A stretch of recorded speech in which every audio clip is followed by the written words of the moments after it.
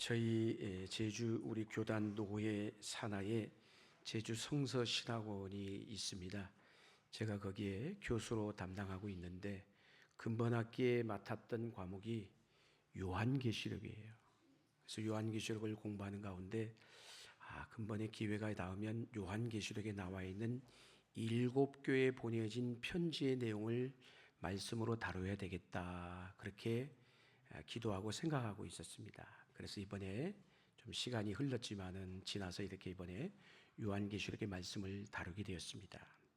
잘 알다시피 요한계시록은 소아시아에 있는 7교회에 우리 주님께서 직접 주신 편지의 말씀이에요. 그러니까 누가 제3자가 한 얘기가 아니라 주님이 직접 하신 말씀이라는 것이에요. 그 안에 그래서 우리가 알고 있다시피 교회를 향한 책망의 말씀도 있고 칭찬의 말씀도 있고 권면의 말씀도 있죠, 여러분. 무엇보다 예수님께서 직접 교회를 주신 말씀이기 때문에 우리는 누구보다도 이 말씀에 더욱 집중하고 귀를 기울여야 돼요. 왜? 주님이 직접 하신 말씀이기 때문에. 여러분, 성경을 읽다 보면 신약 성경에 빨간색으로 글씨가 쓰여 있죠. 그건 무슨 말씀이에요? 주님이 직접 하신 말씀이에요. 여러분. 할렐루야. 교회란 무엇인가 우리가 많이 얘기하죠. 아주 중요한 주제이죠, 여러분. 그럼에도 쉬운 주제가 아니에요, 여러분. 교회는 어떤 사람이 인간의 아이디어로 만들어진 게 아니라는 거예요. 여러분. 철저히 누구로부터? 그리스도로부터 시작이 된 게 교회예요. 교회의 존재 이유, 교회의 그 존재의 목적, 그 가치, 그건 그래서 어디서 찾아야 될까요? 주님의 말씀하신 성경에서 찾아야 되는 거예요, 여러분. 다른 데서 찾으시면 안 돼요, 여러분. 교회의 존재의 목적은 그래서 세상의 그 어떤 것과도 비교할 수 없이 매우 중대하다라는 것이죠, 여러분. 자, 소아시아 7교회를 그래서 살펴보기 전에 오늘 본문 서론의 말씀이죠. 서론의 말씀인 1장의 말씀을 살펴보려는 것이에요. 자, 사도 요한이 복음을 전하다가, 이 말씀에 쓰여진 배경이 뭐예요? 사도 요한이 복음을 전하다가 100세에 가까운 나이에 반모라는 섬에 여기에 유배되어서 거기서 하나님께서 직접 보여주신 계시의 말씀을 오늘 기록한 게 요한계시록의 말씀이에요.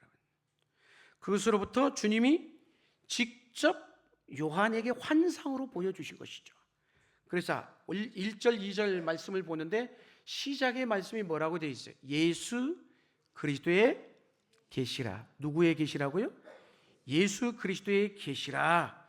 엄격히 말하면 오늘 성경의 책의 제목이 뭐예요? 요한계시록이잖아요. 그러니까 요한에게 주신 계시, 요한의 계시의 말씀이 아니에요. 그렇다고. 누구의 계시의 말씀? 예수 그리스도의 계시의 말씀이라는 거예요. 할렐루야. 그래서 우리가 잘 아는 마가복음 1장 1절도 이렇게 시작이 되죠. 하나님의 아들 예수 그리스도의 복음의 시작이라 라고 되어 있어요. 누구의 복음의 시작이라고요? 예수 그리스도의 복음의 시작이다 라고 했어요. 여러분. 이처럼 성경은 누구의 이야기로 가득 차 있어요? 예수 그리스도의 이야기로 가득 차 있다는 거예요. 성경은 구약에서부터 신약에 이르기까지 누구에게 집중되고 있죠? 예수 그리스도에게 집중되고 있다는 것이죠. 할렐루야. 그래서 이 요한계시록의 말씀은 주님이 직접 누구에게? 사도 요한에게 들려주시고 보여주신 말씀인 것이에요. 그래서 이 말씀이 특별한 의미가 있는 거예요. 요한은 주님께서 보여주시고 깨닫게 하시며 알게 하신 것을 기록한 거예요. 기록한 거예요. 사도 요한이 반모섬에서 유배된 상태였기 때문에 그 몸이 자유롭겠습니까? 자유로울 수 없죠. 그런 상태에서 놀라운 계시를 받은 거예요. 요한은 그러다 보니까 자유롭지 못하다 보니까 개인적으로 고난 가운데 있는 것이죠, 여러분. 지금 반모라는 섬에 갇혀 있는 상태예요. 사방이 막혀 있단 말이에요. 그러니까 요한이 처한 현실은 매우 절망적인 것이죠. 그러나 사방이 막혀 있고 낙심되고 절망되고 현실은 여전히 고난의 연속이지만 뭐라는 거예요? 다 막혀 있을지라도 어디가? 하늘이 열려 있어요. 하늘 문이 열리고 하나님의 음성이 들리고 하늘의 계시가 누구에게? 요한에게 임한 것입니다, 여러분. 근데 우리는 착각을 해요. 요한계시록의 말씀을 읽다 보면 너무 신비스럽고 미스터리한 이야기로 가득 차 있다라고 착각을 합니다. 그렇지가 않아요, 여러분. 요한에게 아주 생생하게 보게 하시고 듣게 하셨다라는 것이에요. 여러분, 그래서 어려운 시대를 살아가는 믿음의 그리스도인들에게 얼마나 큰 용기와 격려가 되는 말씀인지 몰라요. 저는 이 7교회에 보내진 편지를 들으면서 여러분들이 하나님이 주시는 용기와 격려를 얻을 수 있기를 주의 이름으로 간절히 축복합니다. 여러분, 삶이 그 말은 뭘까요? 아무리 내 삶에 주어진 현실이 어둡고 답답하다 할지라도 어디가 열리면? 하늘이 열리면, 다 막혀 있을지라도 하늘이 열리면 우리의 주어진 상황은 달라지는 줄로 믿습니다. 편지를 기록한 목적이 무엇일까요, 여러분? 3절 말씀 같이 한번 읽겠습니다. 3절 시작.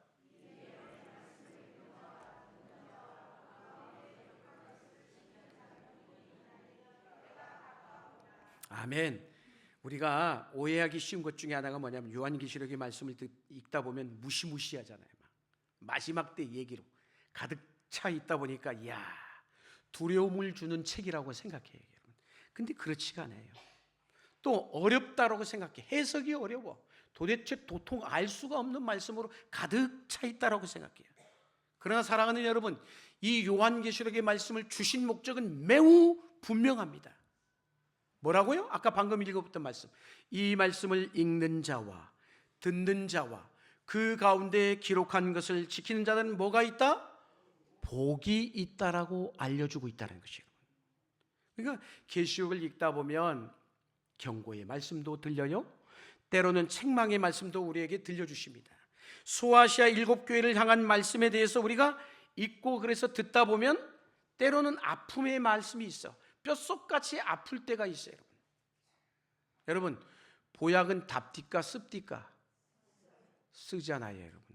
하나님의 말씀도 마찬가지예요. 보면 항상 에스겔서에서도 마찬가지고 요한계시록도 보면 두루마리에 적힌 말씀을 먹었는데 써요, 달아요. 쓴 거예요, 여러분. 아플 수가 있어요, 여러분. 그러나 그 모든 것은 오늘 말씀처럼 3절의 말씀처럼 무엇이 되게 하시기 위해서? 복이 되게 하시기 위해서. 할렐루야. 그래서 우리가 읽는 것, 말씀을 읽는 행위가 얼마나 중요한지 몰라요. 말씀을 어떻게 읽어야 돼요? 있는 그대로 읽고 그리고 그대로 받아들이고 지켜야 돼요. 읽는 자와 듣는 자와 그 가운데 기록하는 것을 지키는 자가 복이 있다라고 했어요. 성경을 읽을 때 우리는 어떻게 읽어야 될까요? 내가 읽고 싶은 것만 읽으시면 안 돼. 또 내가 듣고 싶은 설교만 들으려고 하시면 안 되는 거예요. 때로는 나에게 쓴 말씀일 수 있고 때로는 나의 뼈를 아프게 하는 말씀일 수도 있어요. 그럴지라도 어떤 말씀이든지 거부하지 않고 그대로 받아들이는 게 중요해요. 할렐루야. 자, 그런데 오늘 이 요한계시록의 말씀, 이 편지를 받는 사람이 누굴까요? 수신자가 누구냐라는 거예요. 자, 4절 같이 한번 읽겠습니다. 4절 말씀 시작.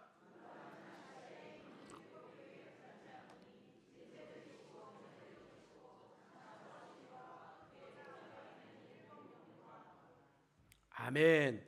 쉽게 표현하면 누구에게 주시면? 아시아에 있는 7 교회들에게 주신 말씀이에요. 자, 당시 7교회, 소아시아에 있는 모든 교회들이 어떤 형편이었어요? 심하게 핍박받고 있었어요. 그 핍박받고 있던 성도들에게 때로는 격려의 말씀, 동시에 뭘까지 주셨어요? 책망의 말씀도 주셨다는 것이에요. 계시록은 그래서 로마의 박해를 받는 시기에 사도 요한에게 주신 계시가 뭐예요? 하나님을 드러내신 거예요. 당신의 뜻을 나타내신 것이에요. 이게 계시의 말씀인 것이에요. 그래서 계시록은 어려운 시기에 믿음을 지키는 믿음의 성도들에게 뭘 줄까요? 용기를 주게 돼 있어요. 격려를 주게 돼 있다는 것이에요. 여러분, 그런데 이 편지는 우리는 잘 몰라요. 이 시대의 용어가 아니기 때문에. 그러다 보니까 해석도 잘 안 되죠. 그러나 그 당시의 믿음의 성도들은, 이 편지를 받는 성도들은 이 편지의 내용을 알았을까요? 몰랐을까요? 알았어요. 해석이 다 됐단 말이에요, 여러분. 그러니까 이렇게 상징적으로 표현한 거예요, 여러분. 모든 당시의 믿음의 성도들이 다 알아들을 수 있도록 풍부한 이미지들, 상징의 용어들을, 그림의 언어들을 사용해서 전하고자 하는 내용을 쉽게 그리고 오래 기억하도록 오늘 기록한 말씀이 계시록의 말씀인 거예요. 우리는 이해가 안 되지만 그랬다는 것이에요, 여러분.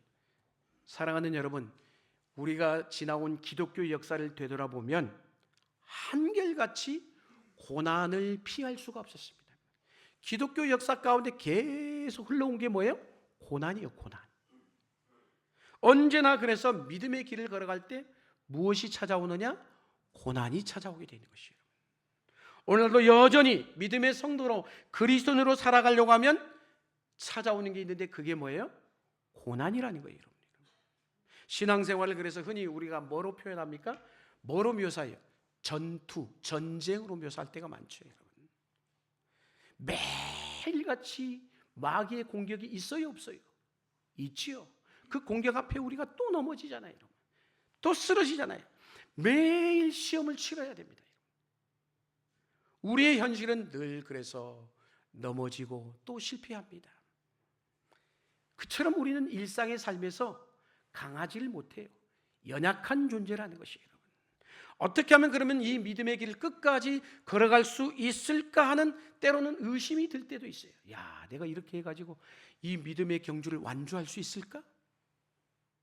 그러나 옆에 분에게 선포하십시다. 두려워하지 마십시오.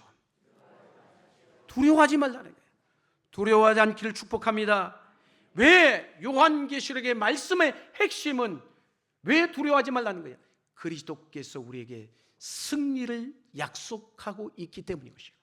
할렐루야. 근데 그 승리의 열쇠, 승리의 키는 우리에게 있을까요? 아니에요. 요한계시록에 계속해서 흘러가는 핵심, 그 승리의 열쇠는 누구에게 있다라고 말씀하느냐? 그리스도에게 있다라고 말씀하고 있어요. 그리스도의 십자가와 부활이 답이다라는 것이에요. 그리스도가 이미 십자가에서 죽음으로 끝난 것이 아니라 3일 만에 부활하심으로 승리를 거두셨기 때문에 동일하게 그분을 믿는 우리에게도 승리가 보장된 줄로 믿습니다. 그래서 요한복음 16장 33절에 주님이 말씀했죠. 같이 한번 읽겠습니다. 시작.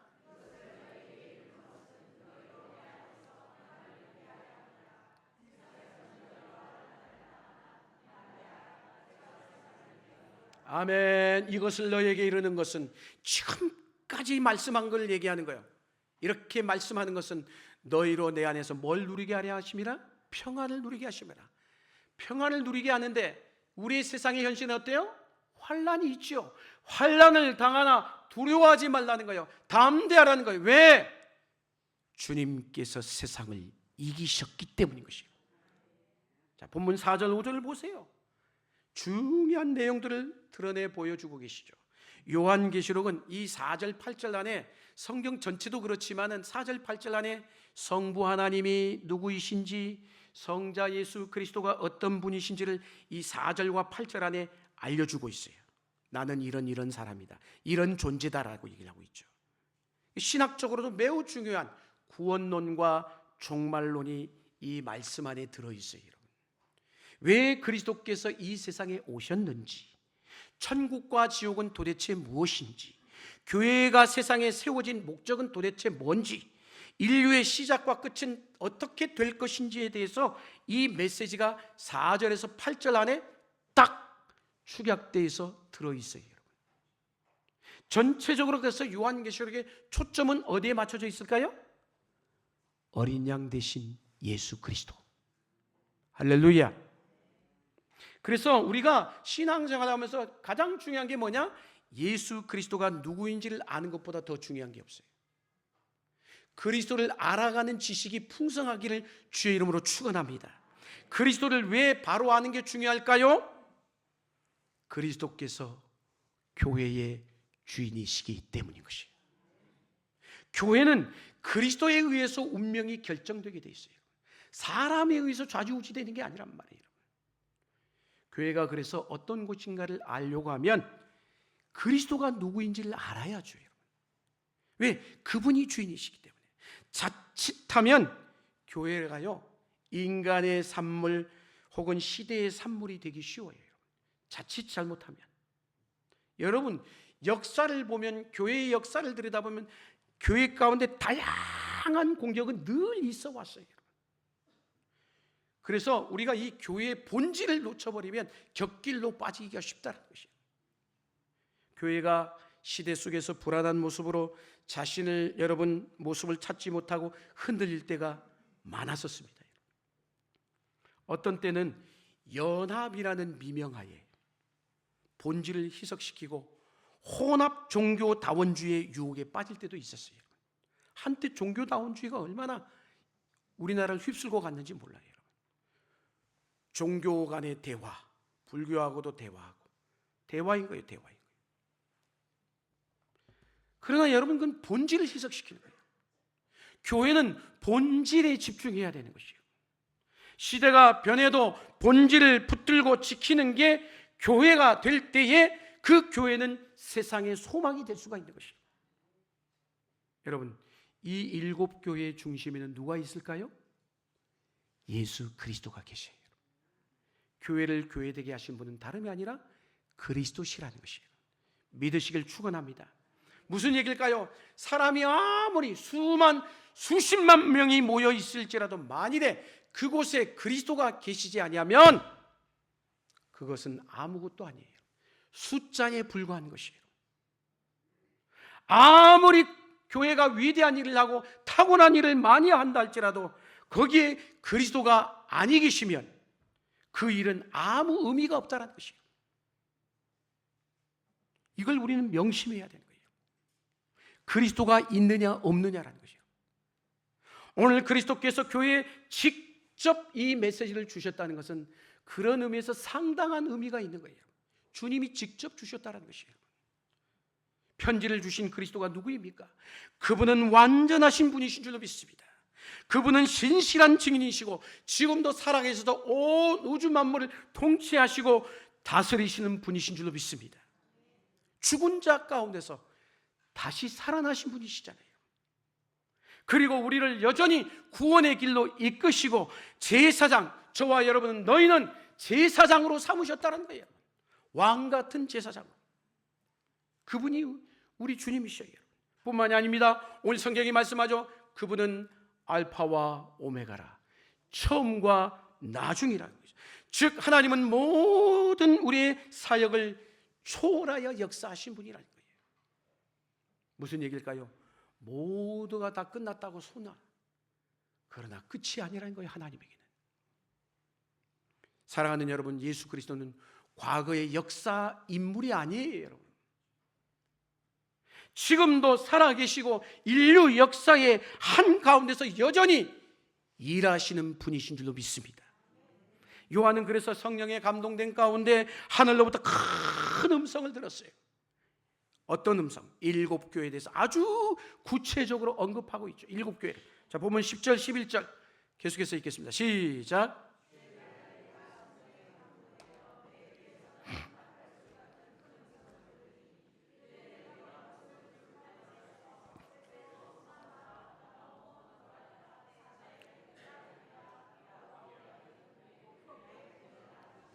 아멘. 이 말씀이 20절에도 똑같이 여러분 언급합니다. 뭐라고 얘기합니까? 20절에 내가 본 것은 내 오른손에 7별의 비밀과 또 7 금촛대라. 7별은 무엇이라고요? 7교회의 사자요, 7 촛대는 7 교회니라. 아멘. 요한계시록에 이 7이라는 7이라는 숫자가 자주 등장하죠. 여러분, 완전수를 얘기하는 거다. 무슨 얘기일까요? 충만하다, 그만큼 충만하다라는 의미인 것이에요. 즉 7교회는 아시아에 있는 모든 교회가 7개만 있었겠어요? 많았죠. 많았지만 그 7교회는 아시아에 있는 모든 교회를 대표하는 교회로 보는 것이에요. 이 교회들은 현재 튀르키예 지역에 가면은 그 여러 지역에 흩어져 있는 예전에는 여전히 실존했던, 지금은 흔적만 남아있지만 실존했던 교회들이라는 거예요. 지어낸 교회가 아니에요. 그런데 이 7교회는 예수 그리스도의 교회를 대표한다라는 의미인 것이에요. 그 당시 7교회만이 아니라 오늘 오고 오는 세대 가운데 세워진, 주의 이름으로 세워진 모든 이 땅의 교회들을 대표하는 게 7교회인 것이에요. 할렐루야. 모든 시대, 그래서 모든 교회를 향한 메시지일 뿐만 아니라 오늘 우리 모두에게도 적용되는 하나님의 말씀인 것이에요. 그 당시 7교회만이 아니라 2000년 전 소아시아 교회들에게 주신 말씀이 지금 우리에게도 동일하게 적용된다는 것, 놀라운 것이죠, 여러분. 자, 7금초 때 뭐라고 있어요? 7금초 때는 아시아의 7교회, 7별은 또 뭐라고요? 7교회의 무엇이다? 사자다라고 표현했어요. 여기서 중요한 것은 뭘까요? 예수님께서 직접 교회에 대해서 하신 첫 번째 말씀이라는 거예요. 몇 번째 말씀? 첫 번째 말씀이라는 게 중요한 것이에요. 여러분, 이 땅에 있는 모든 교회들은 언제 세워졌어요? 예수님이 이 땅에 계시다가 33년의 공생애를 마치고 제자들이 보는 자리에서 승천하신 이후에 세워진 게 이 땅의 교회들이에요. 그런데 주 90년경부터 예수님이 승천하시고 아니 계시죠. 그 90년경 훨씬 60여 년 세월이 흘렀단 말이에요, 여러분. 가까이. 그런데 90년경에 이미 교회가 타락하고 배교가 있고 쇠퇴하기 시작한 것을 볼 수가 있습니다. 교회의 변질은 우리의 생각보다 훨씬 빨리 시작됐어요. 그런 면에서 교회는 뭘까요? 끊임없이 그러기 때문에 자기 성찰이 요구돼요. 우리 자신의 믿음도, 우리 개개인도 다 작은 교회잖아요. 우리도 그러기 때문에 변질되기 쉽기 때문에 날마다 끊임없이 나를 복종하며 나의 믿음의 성찰을 해야 되는 것이에요. 내가 지금 온전히 내 믿음의 길을 걸어가고 있는지. 왜? 자칫하면 곁길로 빠지기 때문인 것이에요. 하나님이 사도 요한에게 보여주신 환상은 놀랍죠, 여러분. 주님이 이 땅의 교회에 대해서 너무나도 잘 알고 계시기 때문이에요. 주님은 이 땅의 교회를 결코 잊지 아니하시고 돌보고 계심을 믿으시길 축복합니다. 사랑하는 성도 여러분, 교회의 영광이 어디 있을까요? 교회의 영광이 어디 있느냐? 우리가 영광 얘기를 많이 하는데 이 교회의 영광이 어디 있을까요?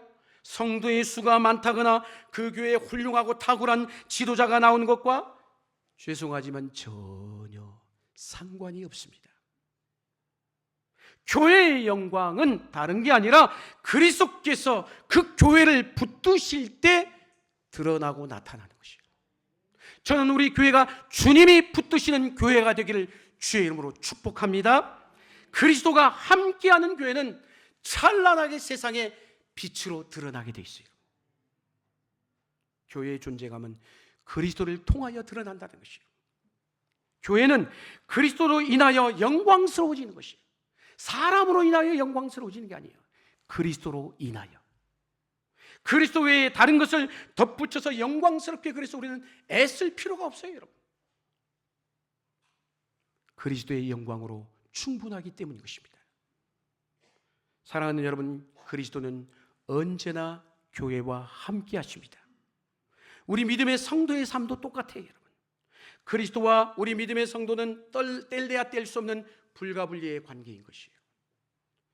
그리스도께서는 항상 우리와 함께 하심을 믿으시길 축원합니다. 우리 역시 언제, 그래서 어디서나 내가 그리스도를 따르는 사람이라는 것을 세상 앞에 인정하고 드러내고 자랑해야 되는 것이에요. 그리스도를 자랑하십시오. 우리가 그리스도인됨의 영광은 누구 때문이기 때문에? 그리스도 때문이기 때문인 것이에요. 믿음의 성도가 세상 속에서 그래서 열등감을 가지시면 안 돼. 세상에 주눅드시면 안 돼요, 여러분. 아무리 여러분 저 시골에 작은 교회를 할지라도 2명 3명 머리 허여신 할머니 할아버지 2명 앉혀놓고 설교하는 작은 교회라 할지라도 그 교회가 주님이 세우신 교회라면 자존심을 가져야 되는 것이에요. 자존심을 가져야 돼요. 숫자나 규모에 의해서 열등감을 가지시면 안 되는 것이에요. 작은 교회라도 세상 속에 그 존재감을 당당히 드러낼 수 있어야 합니다. 옆에 분에게 선포할까요? 당당하십시오. 당당하시라는 거예요. 어디서나 우리는 당당해야 합니다. 이 한 주간도, 아니 주님 오시는 그날까지 당당하십시오. 다른 것 때문이 아니에요. 왜? 당당해야 될 이유가 있다라면 다른 거 아니에요. 내가 그리스도께 속해 있기 때문인 것이에요. 할렐루야. 우리는 완벽할 수 없어요.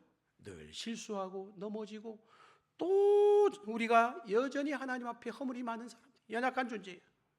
그럼에도 우리는 항상 시선을 고정해야 되는 건 우리 자신이 아니라 누구? 그리스도여야 된다. 그리스도. 자, 1장은 그래서 계속해서 누구에게 집중하고 있어요? 그리스도에게 집중하고 있다는 것이에요. 그분이 어떤 분이신가를 초점을 맞추고 있는 것이죠. 자, 보면 어떤 분인가를 얘기하고 있죠. 13절에서 16절. 우리가 아까 읽었습니다만은 사도 요한이 쭉 글로 표현한 거 보세요. 13절에서 16절 주님의 모습. 주님의 모습이 상상이 됩니까? 누가 이 주님 앞에 감히 설 수 있을까요? 이런 주님 앞에 찬란히 빛나는 승리자로 오실 그리스도를 상징하고 있는 것이에요. 그분이 어디에? 오른손에 7뼈를 가지시고 금촛대 사이를 거닐고 계시다, 이렇게 말씀하고 계십니다. 여러분, 촛대가 뭐예요? 성경이 말씀하죠. 7교회다라고 얘기하고 있어요. 별은 7교회에 있는 무엇이다? 사자다라고 표현하고 있어요. 사자라고.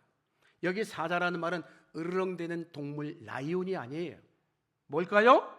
하나님의 말씀을 전하는 메신저를 얘기하는 것이에요. 즉 말씀을 맡은 사자들을 의미하는 것이에요. 주님으로부터 나오는 말씀은 우리가 살리기도 하고 때론 우리를 죽이실 수도 있는 것이에요. 죽고 사는 것이 무엇에 달려 있다고요? 하나님의 말씀에 달려 있습니다. 할렐루야. 그래서 요한계시록의 메시지는 매우 강렬합니다, 여러분. 회개하는 자들에게는 심판이 결코 두려움이 아니에요.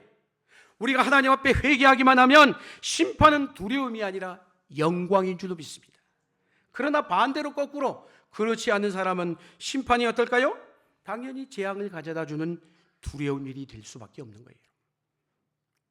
그래서 오늘 성경의 끝에 뭐라고 얘기합니까? 16절에 주님의 얼굴을 이렇게 표현하고 있죠.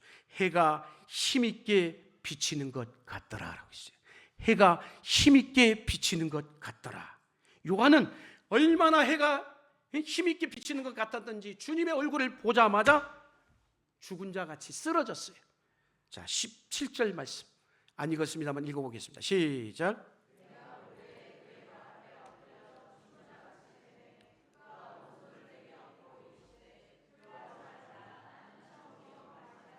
아멘. 쓰러져 있는 사도 요한에게 주님의 오른손이 다 얹혀져 있어요. 오늘 한번 상상을 해보세요. 주님의 오른손이 내 어깨에 딱 얹혀져 있다고 생각해 보십시오. 야, 사랑하는 여러분, 주님의 이 만지심, 주님의 터치하심은 소망을 의미하는 것이에요. 무슨 얘기일까요? 소망이라는 건 다시 일으켜 세워주실 것이라는 거예요. 이 주님의 만지심, 소망의 만지심, 다시 이렇게 세워주심의 만지심이 오늘 여러분 가운데 충만하기를 축원합니다. 주님이 말씀했어요. 나는 처음이요 마지막이라. 여기에서 7 촛대나 별은 모두 뭐예요? 빛을 드러내는 기능을 얘기하는 것이에요. 무슨 얘기일까요? 교회의 존재의 목적, 그리스도인의 존재의 목적은 뭐라는 거예요? 빛을 세상 앞에 드러내는 것이에요. 그리스도가 빛이십니다. 주님은 이 땅의 교회를 통하여, 그리고 이 땅의 믿음의 그리스도인들을 통하여 주님의 당신의 빛을 드러내기를 원하십니다. 교회가 빛이 되지 못하면 교회의 존재 이유가 없는 거예요, 여러분. 교회가 역사 속에서 사명을 감당하지 못하면 그 시대는 어두울 수밖에 없는 것이에요. 교회는 세상에 길이 잃었을 때 그 길을 빛이 되어주시는 것이에요. 그래서 성경이 뭐라고 합니까? 주의 말씀은 내 발의 등이요 내 길의 빛이다 라고 말씀했어요. 할렐루야. 지상의 교회에게 주어진 사명이 얼마나 큰지 모릅니다. 교회 안에서 그래서 이 말씀을 전하는 역할을 뭘로 비유하고 있어요? 별로 비유하고 있어요. 찬란히 밤하늘에 빛나는 별로 비유하고 있다는 것이에요. 말씀은 빛입니다. 말씀을 드러내는 역할을 맡은 사자를 별로 비유했다는 것이에요. 7 금초대는 7 교회이고 7 별은 그 7 교회의 사자들이다라고 말씀하고 있어요. 이 편지는 7 교회 사자들에게 쓴 편지인 것이에요. 별들이 그리스도의 어느 손에? 오른손에 있고 그리스도가 7 금초대 사이를 거닌다는 것, 굉장히 중요한 의미를 담고 있는 부분이에요. 무슨 얘기일까요? 주님의 교회는 아무리 작고 보잘것없어 보일지라도 그리스도의 교회인 것이에요. 크기에 상관없이 그리스도의 교회라는 거예요. 교회의 머리는 그리스도가 되신 줄로 믿습니다. 교회는 사람이 소유할 수 있는 것이 아닙니다, 여러분. 교회의 주인은 오직 그리스도 한 분뿐이신 줄로 믿습니다. 그 누구도 교회에 관한 한 어떤 권리를 주장할 수 없다는 것이에요. 모든 것이 그리스도에게 속해 있는 것이에요. 교회는 바로 그 그리스도로 인하여 영광스러워지는 것이에요. 진정한 교회는 그래서 누구를 위해 존재할까요? 그리스도를 위해 존재하는 것이에요. 지상의 교회는 그래서 천상의 신랑 되신 예수 그리스도를 맞이할 준비를 하고 있는 것이에요. 우리의 모든 생활과 활동들이 그분과의 관계 안에서 일어나야 되는 것이에요. 내가 먹고 마시는 것 다 누구와 관계? 그리스도와의 관계에서 일어나야 되는 것이에요. 우리는 교회를 우리 마음대로 다룰 수가 없습니다. 교회의 존폐는 하나님이 결정하시는 것이에요. 1장을 보면 눈에 띄는 단어 하나가 있어요. 뭐예요? 오른손이요, 오른손. 성경에 보면 이 하나님의 손에 대한 언급이 참 많이 나오죠. 그런데 오른손은 뭘 의미하느냐? 하나님의 능력과 심판을 의미합니다. 주님이 7별과 7 금초대를 붙잡고 계시다는 건 뭘까요? 교회의 주인이 누구다? 그리스도이다 라고 보여주는 것이에요. 교회를 주님이 친히 관여하시고 다스리신다고 말씀하고 있는 것이죠. 역사 속에서 교회는요 참 위태로울 때가 많았었습니다. 외부적으로 핍박이 일어나 사라질 것 같았던 때도 많았었어요. 1세기 교회는 로마의 황제들의 박해가 거세게 밀어닥쳐 왔어요. 교회의 운명이 아슬아슬한 적이 한두 번이 아니었단 말이에요. 사도 요한이 밤모섬에 유배당했을 때도 마찬가지였어요, 여러분. 인간적으로 보면 더 이상 교회가 존재할 수가 없을 것 같이 보였어요, 여러분. 그럼에도 불구하고 교회는 지난 2000년 동안 한 번도 멈추지 않고 계속해서 확장되어 왔다는 사실인 것이에요. 할렐루야! 주님이 7 교회를 왜 붙들고 계시기 때문인 것이에요. 주님이 우리 교회를 붙들고 계시고 주님이 작은 교회든 우리도 붙들고 계심을 믿으시길 축원합니다. 로마의 황제가 세상에 그 어떤 것도 흔들어 놓을 수 없고 그 박해도 어떤 대적자도 걱정할 이유가 없는 이유가 뭐냐? 주님이 우리를 붙잡고 계시기 때문이에요. 우리가 잘 아는 1966년부터 시작된 중국의 문화혁명, 그로 인해서 중국 땅에 있는 수많은 믿음의 성도들이 얼마나 많은 핍박이 몰아쳤는지 몰라요, 여러분.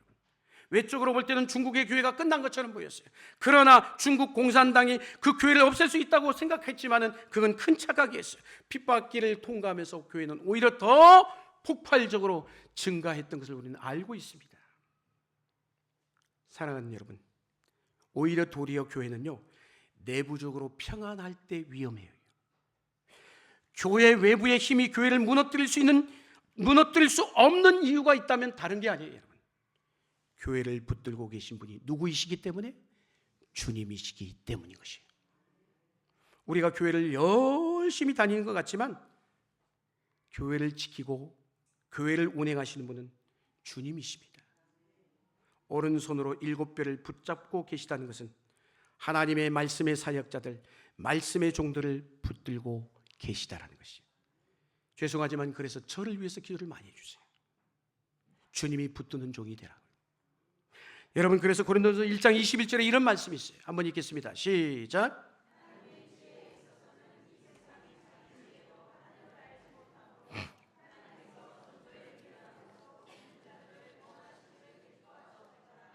아멘. 하나님은 이 강단에서 설교라는 미련한 방식을 통해서 지금까지 구원의 역사를 이루어 왔어요.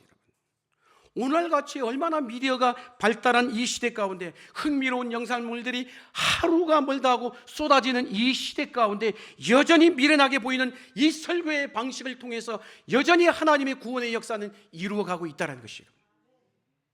그래서 하나님은 지금도 말씀을 맡은 종들을 통하여 교회를 세워가고 계신 것이에요. 2000년 전이나 지금이나 동일한 방식입니다. 교회의 미래의 운명이 바로 이 강단에 있다는 것이에요. 주님의 별들을 오른손으로 붙잡고 계신 이유가 여기에 있는 것이에요. 교회가 촛대로서의 사명을 감당하려면 말씀의 종이 중요합니다. 하늘의 비밀을 백성들에게 잘 전달해 주는 역할을 잘 감당할 수 있어야 되는 것이에요. 7 편지를 보면 각 교회 성도들이 매일매일 삶에 부딪히는 문제들을 다루고 있습니다. 7 촛대 곧 7 교회의 사이를 거니시는 그 주님은 바깥에서 우두커니 구경꾼으로 서 계시는 분이 아니에요. 여러분, 적극적으로 지금도 살아계셔서 다가와 매일매일 우리의 삶에 관여하시고 도우시고 승리로 이끌어 주시는 분이신 줄로 믿습니다.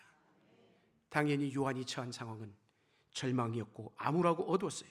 그러나 그 모든 것은 누구의 주권하에? 하나님의 주권하에 이루어졌어요. 현재 여러분의 삶이 어둡다고 생각하십니까? 낙심과 절망 가운데 여전히 어둠의 터널을 빠져나가지 못하다고 생각하고 계십니까? 그러나 그 모든 것까지도 누구의? 하나님의 주권하에서 이루어지고 있음을 믿으시고 절망하지 않기를 주의 이름으로 축복합니다. 그래서 계시록 1장 19절에 말씀합니다. 그러므로 내가 본 것과 지금 있는 일과 장차될 일을 기록하라. 기록한 것이 뭐예요? 20절에 말씀하죠. 20절 말씀이 있겠습니다. 내가 본 것은 내 오른손에 7별의 비밀과 또 7 금촛대라. 7별은 7 교회의 사자요 7 촛대는 7 교회니라. 아멘. 7별을 손으로 붙잡으시고 7 금촛대 사이로 다니시는 부활의 주님이 교회를 어떻게 바라보시고 교회에 어떻게 경고하시고 어떻게 명령하시는가를 귀를 열어서 눈을 들어서 들을 수 있어야 되고 볼 수 있어야 됩니다. 사랑하는 여러분, 그건 우리들만의 교회가 아니라 여러분 오늘 이 시대에 오고 오는 모든 교회에게 주시는 말씀이에요. 여러분, 여전히 이 세상은 어둠의 힘이 지배한다고 여길 수 있어요. 그러나 그럼에도 불구하고 하나님의 나라의 승리를 말씀은 예고하고 있습니다. 왕자에 계신 분은 다름이 아니라 어린 양 예수세요. 그분은 결국 자기의 희생으로 이 땅에 교회를 세우셨어요. 교회가 세상의 유일한 대안이요 소망인 줄로 믿습니다. 교회가 살면 가정이 살고 사회가 살아나고 세상이 달라질 것입니다. 여러분, 마지막 시대를 살면서 우리의 현재의 신앙을 날마다 점검할 필요가 있어요. 그래서 내 신앙이 지금 바르게 가고 있는지, 건강한지. 왜?